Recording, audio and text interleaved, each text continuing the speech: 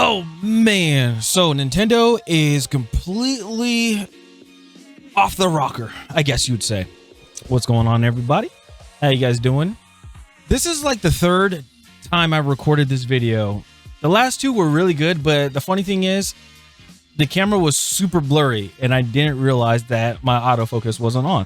So I made sure it was on this time. So let's go ahead and let's get into Nintendo, because it's just crazy. I'm seeing more stuff happening, but yeah, we're just gonna get into it. So we're looking at that Park Place, and also we're gonna look up some more stuff as well, because there has been quite a stir that has been happening. So pretty much Mario Kart World, or actually let me just go through the whole thing. So Nintendo a few days ago announced their showcase of the Nintendo Switch 2, which everybody was like, okay, cool. Nintendo Switch 2 came out, or is going to be coming out June 5th. And people are excited because they have obviously games like Mario Kart World that's coming out. That is, I guess, the Mario version of Forza Horizon. That's what it reminds me of. Then they got Donkey Kong Bonanza, which is like Mario Odyssey, but like Donkey Kong version of it, I guess. And then there's like a Kirby game. And then, which blew a lot of people's minds, was the makers of Elden Ring from Software. They actually have a game that's coming out exclusively for the Nintendo Switch 2 that is called The Dusk Bloods, which looked really good. It looked phenomenal. So I'm like, oh, that's cool. After like going through everything with the Switch and like they're breaking down everything, they ended the broadcast not giving the price point of the Switch, which was weird. People were like, well, what's the price of it? Like, what is it? What's the price? Usually at the end of all these showcases, we hear a price, especially when it's for like a new console, right? So let's go further into this. Going further down in here, they have the Nintendo Direct. That's what it was called. That was the name of the showcase. Basically, they said that Mario Kart World is going to sell for not $70, which was the current standard. They're going to sell it for $80. So $10 higher, which a lot of people are wondering why, and people are really scared for this to happen, especially because Nintendo is pretty big and they're starting this whole thing. So it seems like the reason why people are worried about this is because in the gaming industry, for something that they really like to have together, and I'm talking about Sony, Xbox, Nintendo, I think PC does it as well, but they're like, hey, if something goes up in price, we're going to go up in price too. We want to. Like, if you're doing it, I'm doing it. And I think that's going to be something terrible because, well, I'll answer that one later. What's going on right now is not only that it's a $10 markup, which people are like, oh, big deal, $10 markup. That's only for digital. Physical copy games are $90. So it's going up $20. And we'll get further into the physical copies of the games, especially for my physical holders. So they said the premium pricing creeps higher. Until now, Nintendo largely held the line at $59.99, $60 for most of its first-party titles, with the only Legend of Zelda Tears of the Kingdom stepping over the mark of $69.99 in 2023. Today's Direct changes that precedent entirely. Not only Mario Kart is hitting $80, but the newly announced Donkey Kong Bonanza, a 3D platformer, is also set at $70. What that means is that the Nintendo most friendly, traditionally accessible franchises are launching at premium tier prices, which that means is being targeted. Like, we all know that the group, like the targeted group is, you know, children and family members, things like that, because it's for everybody. This is going to try to have kids push their parents to purchase this, but I feel like it's not going to work. It's not going to budge. Parents are just going to be like, you have a Switch 1, or what's the difference between this game and this game? And I have a funny story about this because I remember talking to my mom about this on the phone when I told her about the whole series of the Switch. She was like, it's kind of funny to see this because I remember when the Nintendo 64 came out, right? We still had the Super Nintendo. Nintendo 64 came out and we were begging, like my brothers and I, we were begging our mom to get this. Like we really want to get the Nintendo 64. And she would ask us, we literally had to learn how to be a salesman. She's like, what is the difference between the Super Nintendo and the Nintendo 64? And we we broke down everything. Like if it was like we made the system, we broke everything down. And then we showed her like why it looks so, like why it is, like why it was made the way it is. If you guys don't know, the difference between a SNES and a Nintendo 64 was there was a major shift in video game creation going from 2D to 3D.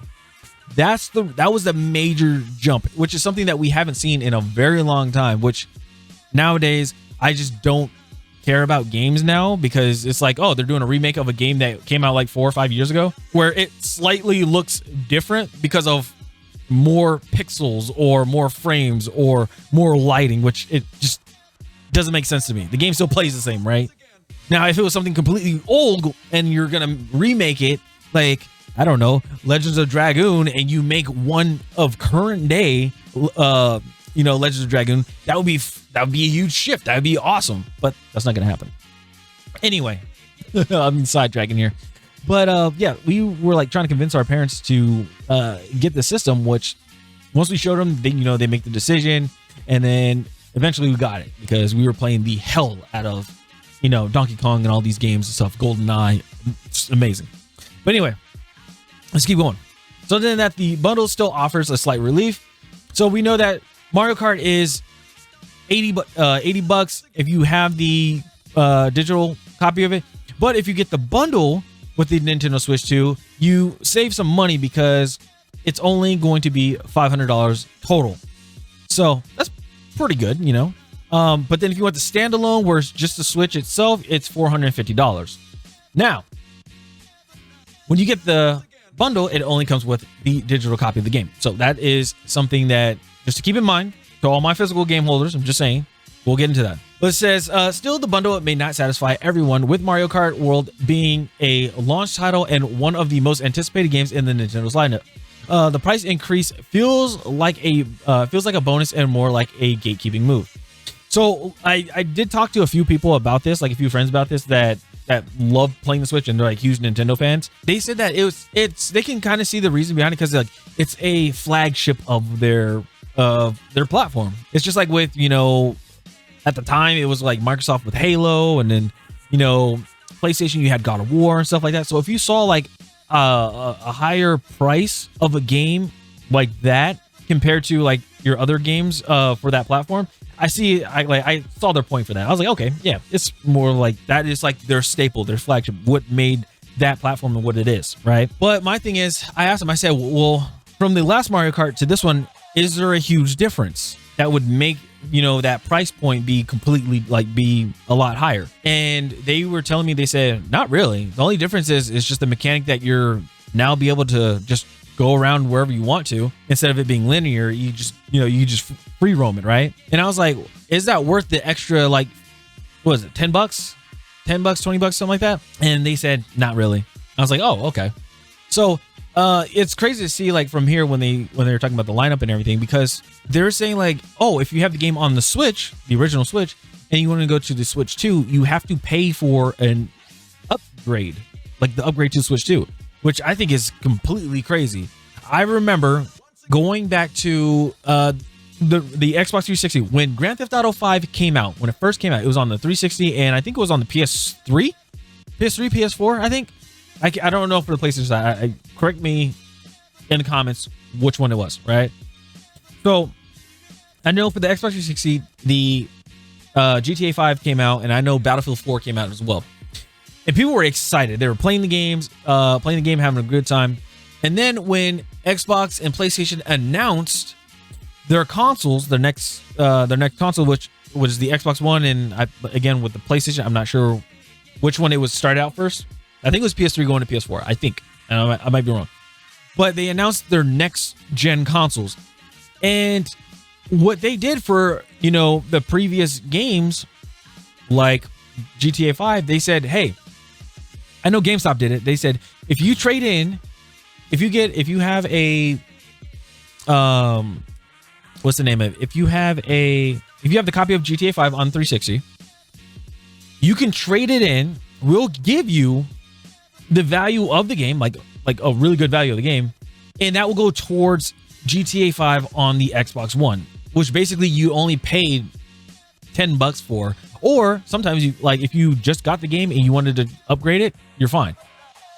Or there's like, it's like how there is game now where it was like with the Xbox One to the Xbox Series X, where it's like, oh, you know, this console's coming out, and when you get the game for the Xbox One or when you get the game for the Xbox One and you're upgrading to the Series X or the S, it's free. It's a free upgrade.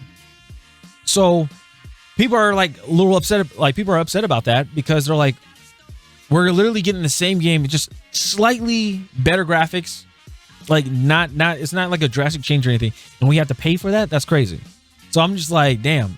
And on top of that, you were paying for a $450, probably a $500 console, handheld / console. So that's one of the huge things that people are like, what the fuck about, you know? A shift in Nintendo's philosophy that most notable isn't just a number. It's what it made signal.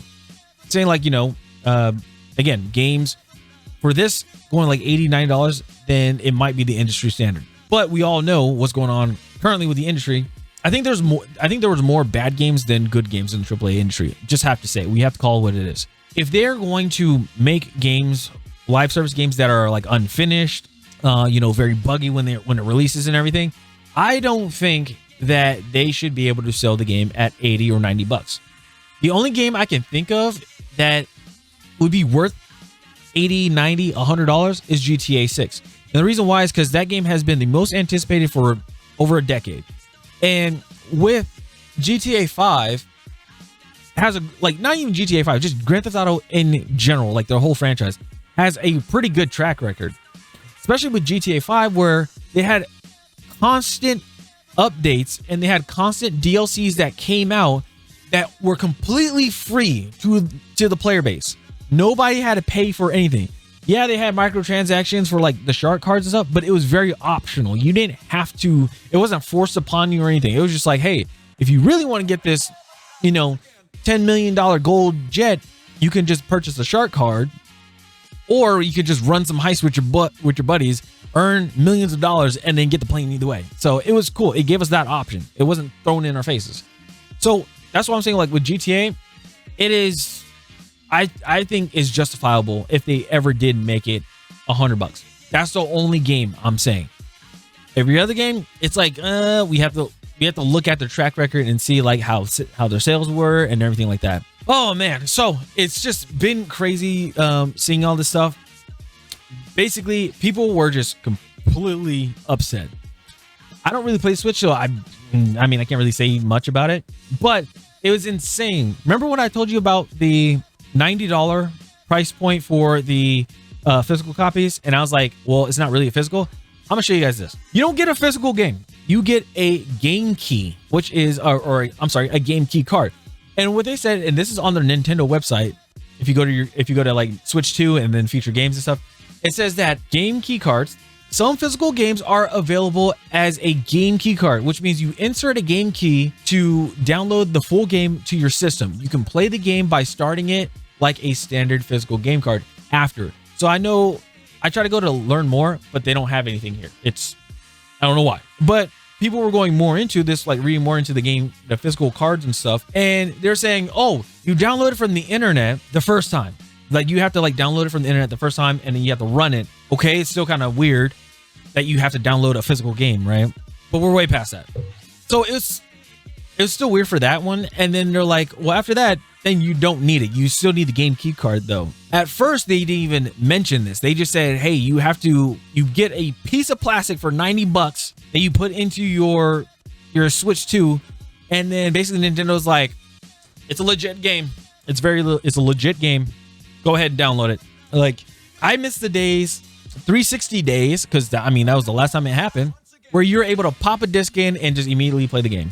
I could go into a whole rant about games where it's like physical games where you have to download them and stuff now, because now you're downloading texture packs, audio packs and stuff that you really don't need, just extra stuff that you don't need.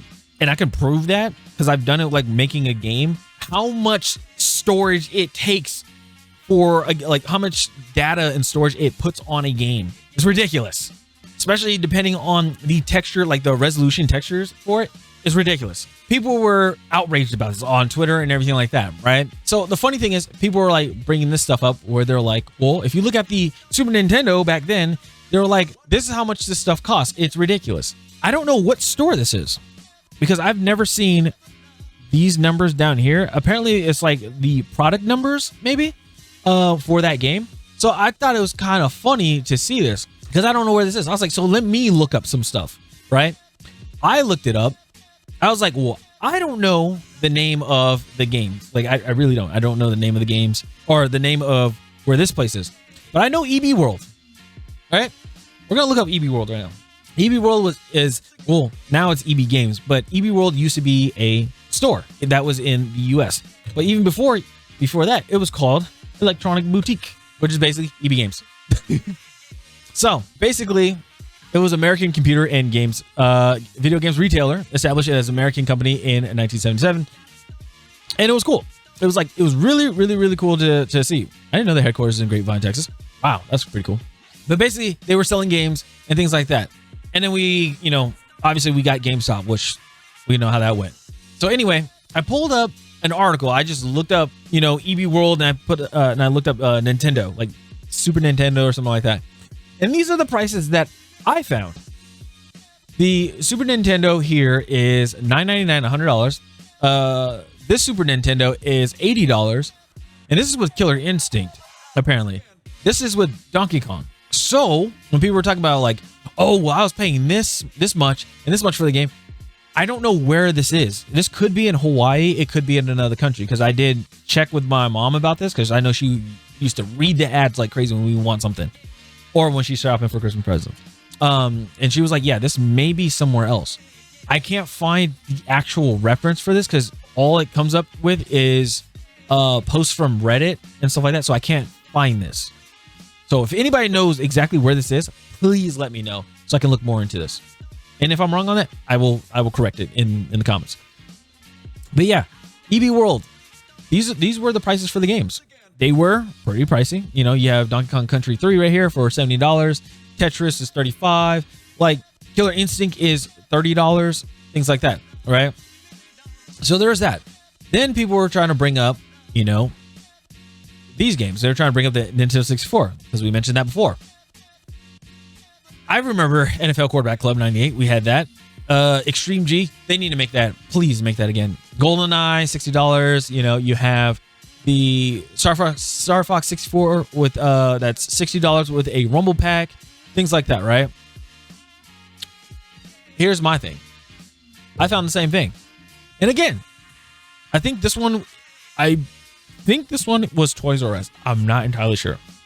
But you guys have to remember back then too, it all depended on the store that you're selling it from. So if you're selling from like a Walmart, Target, Toys R Us, like a big store, yeah, it's gonna cost some money. It's gonna be a little bit strong. But again, this is EB World or Electronics Boutique. You see the up here. These are the prices for their games. So I'm not entirely sure when people are like bringing up these prices and stuff. Is it actually like from a mom and pop shop like the previous ones, or is it from like a bigger store?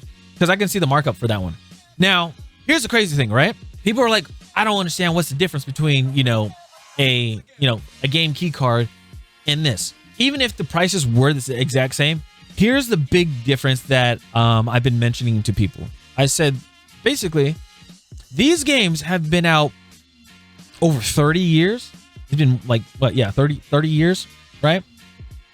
Some of them may be pushing to 40. It's crazy, right? So 30 years, these games have been out. I can go to a store, purchase these games, purchase a Nintendo 64, put that game in, and play it to its full potential compared to modern day games right now where you are constantly having to look online, looking at player base to see if servers are still going to be up for your game. That's the crazy thing. Because the worst part is, say for instance, you play a game for God knows how long, and then the game just goes out like that, you're going to be pissed. Why? Because you can't get your money back. So here's the thing. It's like, what game was it? Concord? Concord was only out for like a week. And then they're like, hey, yeah, our server, like we didn't do so well. Our servers are shutting down. Did anybody get their money back for that? I don't know. Apparently, people were saying like some people got refunds and then some people didn't. So I'm not entirely sure. XFI, another thing happened. But the thing is, that game is still running until June. So until June 5th, which is weird because that's when the Switch comes out. But anyway, people were upset about that one. But the thing is, even Ubisoft, which I was like, wow. I was very surprised. People got refunds for that, which I was like, whoa, that's insane. I think it's when they purchased the founder pack, not the game. I think it was the founders pack if people purchased that. But because the game was free. So if you had a founders pack, you got a refund for that stuff. So that's my whole thing when it comes to Nintendo and like with the games and everything. It sucks. And I know right now people are outraged that there's something going on with the Switch 2 where pre-orders are not available in the US right now. They're not going to start April 9th, which is in 4 days, apparently, to this recording, because quote unquote people are saying is because of the tariffs, the impact of the potential impact of the tariffs that just happened. And I think it's just weird to see that, but I mean, I don't know. I'd have to look more on this whole tariff and Nintendo Switch thing. So I'm gonna look more into that, and then we'll I'll get back to you guys on a video with that one, okay? But yeah, let me know in the comments down below, what do you guys think about this whole thing with Nintendo Switch? You know, do you think they just literally started a complete disaster for the game industry, or do you think that people are just going to be like, hell no, we're not buying this? Let me know what you guys think about this whole thing, because I think obviously you're going to have your fanatics and people are going to play it, but I think if they're going to stay with this, they're going to get a good amount of sales from the Nintendo fans. It just happens. It's with everybody. But I think it's not going to do so well, and then the prices are going to go down. And what's going on with all, like with the games and stuff, they're trying to use this FOMO. Sorry that I keep dragging it on, but people are like, they're trying to use this FOMO, which I think it's very interesting to see, because people are just going to be like, well, I'm just going to wait like a year or two and play the game anyway. Unless you're a content creator or a streamer or YouTuber that is trying to stay up with trends, go ahead and take the risk. But honestly, you might as well just wait until the game drops down to $70 or even lower and then play the game. Then the game's not going to really change it that much. So yeah, let me know what you guys think in the comments down below. I am going to play games on my Xbox 360, hook up the GameCube, or no, I already know what I'm going to do. I got to play Assassin's Creed Shadows. So I got to play that because it's been on my mind, and not in a good way. It's just like, I have to finish it. If I don't, I'm going to lose my mind. So pray for me. I'll see you guys later. Peace.